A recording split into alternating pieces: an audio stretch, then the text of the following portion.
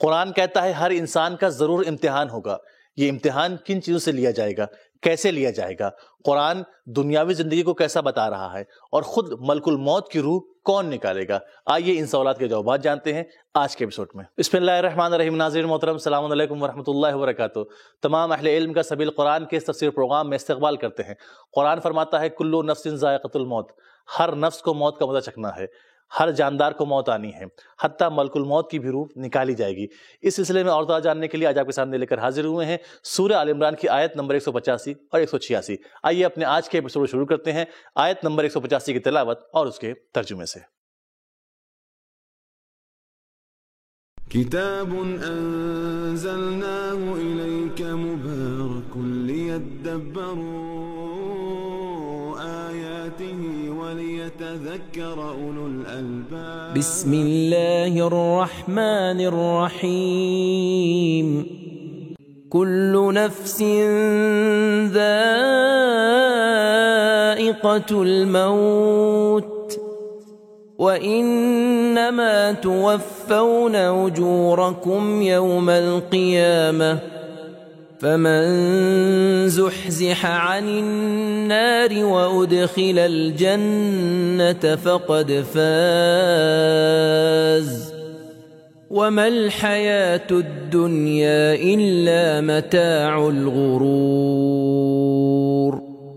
ہر ایک کو موت کا مزہ چکھنا ہے، اور قیامت کے دن تمہیں پورے طور پر اجر دیا جائے گا. تو جو شخص جہنم کی آگ سے دور رکھا گیا اور بہشت میں پہنچا دیا گیا وہ یقیناً کامیاب ہو گیا، اور دنیاوی زندگی تو دھوکے کے علاوہ کچھ نہیں ہے. خداوند رحمان الرحیم نے اس آیت میں اپنے خاص بندوں کے لیے کچھ اہم نکات رکھے ہیں.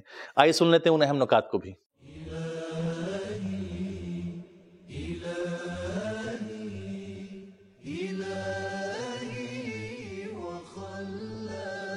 یہ آیت ان انبیاء اور کچھ اصلاح کرنے والوں کو تسلی اور تشفی دے رہی ہے جو کفار کی ایذا رسانی، تکلیف اور تکذیب کا نشانہ بنتے ہیں، کیونکہ خداوند عالم فرماتا ہے نمبر 1 سب کو آخر ایک دن مرنا ہے، اور کفار کی ہٹ دھرمی عارضی ہے. نمبر 2 اللہ تعالیٰ قیامت کے دن مشکلات پر صبر کرنے کا صلہ بغیر کسی کمی و زیادتی کے عطا فرمائے گا.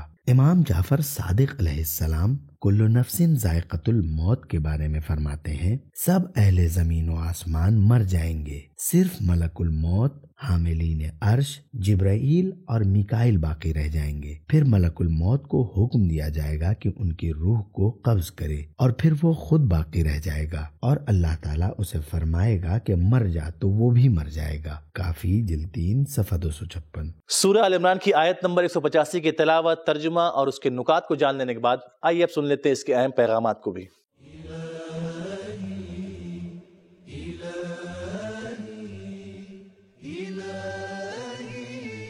نمبر 1 جب موت راستے میں ہے اور ہم تک پہنچنے والی ہے تو پھر حق کو قبول کرنے کے بارے میں اس قدر ہٹ دھرمی اور غرور کا مظاہرہ کس لیے؟ نمبر 2 موت ایک عدمی امر نہیں بلکہ ایک وجودی امر ہے، اسے محسوس کیا جا سکتا ہے، اور موت دنیا سے آخرت کی طرف منتقل ہونے کا راستہ ہے. نمبر 3 جہنم کی طرف لے جانے والے عوامل میں ہر طرح کی کشش ہوتی ہے، لہٰذا انسان کو اپنے ایمان اور عمل صالح کے ذریعے اس سے ہر طرح بچنے کی کوشش کرنا چاہیے. نمبر 4 مکمل سزا و جزا تو آخرت ہی میں ملے گی، اس دنیا میں ملنے والی جزا و سزا کی کوئی حیثیت نہیں. تو ناظرین آئیے آپ سنتے ہیں اس ایپیسوڈ کی دوسری اور آخری آیت یعنی سورہ آل عمران کی آیت نمبر 186 کی تلاوت اور اس کے ترجمے کو.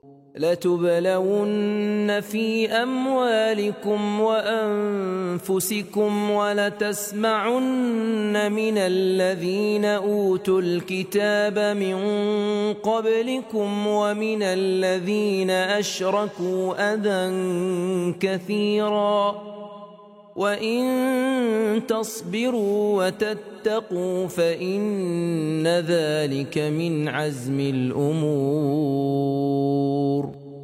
یقیناً تمہارے اموال اور جانوں کے بارے میں تمہاری آزمائش کی جائے گی، اور تم سے پہلے جو اہل کتاب اور مشرکین ہیں یقیناً ان سے بھی بہت سی دردناک باتیں سننا پڑیں گی. اگر تم صبر کرو گے اور تقوی اختیار کرو گے تو بے شک یہ بڑی ہمت کا کام ہے. خداوند وحدہ اللہ شریک نے اشرف المخلوقات کے لیے اس آیت میں بھی کچھ اہم نکات رکھے ہیں.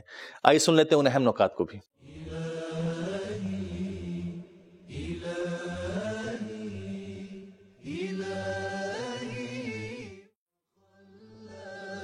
جب مسلمانوں نے مکے سے مدینے کی طرف ہجرت کی تو مشرکوں نے ان کے سامان کی لوٹ مار شروع کر دی، اور جس مسلمان تک بھی ان کی رسائی ہوئی وہ اسے ایذائیں اور تکلیفیں پہنچاتے. ادھر مدینے میں یہودی لوگ بھی انہیں زبان کے دلخراش زخموں سے چور کرتے رہتے تھے، حتیٰ کہ بڑی ڈھٹائی اور بے شرمی سے مسلمان عورتوں اور لڑکیوں کے بارے میں غزلیں گاتے یا ان کی ہجو کرتے تھے. اس سارے ماجرے کا سرغنہ کعب ابن اشرف نامی ایک شخص تھا. حضرت رسول خدا صلی اللہ علیہ وآلہ وسلم نے اسے واصل جہنم کرنے کا حکم جاری کیا تھا.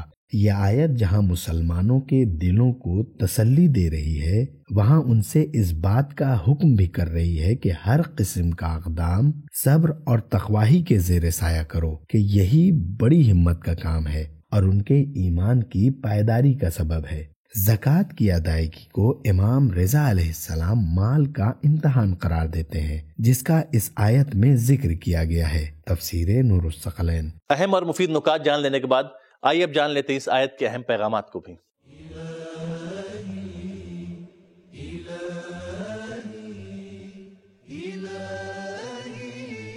نمبر 1، امتحان لینا اللہ کا یقینی طریقہ ہے، لہٰذا اس کے لیے ہر وقت تیار رہنا چاہیے. لتبلون لام اور نون کے حرف کا مشدد ہونا تاکید اور سنجیدگی کی علامت ہے. نمبر 2، موت کی یاد اور دنیا کے وقتی اور جلدی ختم ہونے کا علم ہونا انسان کی مشکلوں کو آسان بنا دیتا ہے. نمبر 3، امتحان کا بہترین وسیلہ انسان کا مال اور اس کی جان ہے. نمبر 4، جان و مال کا خطرہ مول لینے کے علاوہ دشمن کی طرف سے مختلف قسم کی بدزبانی، طعنے اور تحقیر آمیز رویے کو برداشت کرنے کا حوصلہ رکھنا ہے. نمبر 5، دشمن کی طرف سے تحقیر، بدزبانی، ہجو اور ایذا رسانی اہل ایمان کے امتحان کے ذرائع میں سے ایک ہے. نمبر 6، بعض اوقات پاکیزہ مقصد کے حصول کے لیے سختی کے ہر ایک مرحلے کو بڑے حوصلے سے برداشت کرنا پڑتا ہے.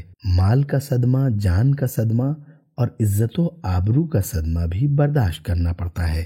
نمبر 7، مخالفوں کی طرف سے زبان کے زخم کا انتظار مسلمانوں کی آمادگی کا سبب ہے. نمبر 8، اسلام کے مخالفین مسلمانوں پر ضرب لگانے کی خاطر کبھی ہدف میں ایک ہوتے ہیں اور کبھی طریقہ کار بھی ایک ہی جیسا اپناتے ہیں. نمبر 9، دشمن کم چیز پر قانع نہیں ہوتا. نمبر 10، صبر و تقوی کا ساتھ ساتھ ہونا کامیابی کا راز ہے، کیونکہ ہر دھرم افراد میں بھی بغیر تقوی کے استقامت آ جاتی ہے.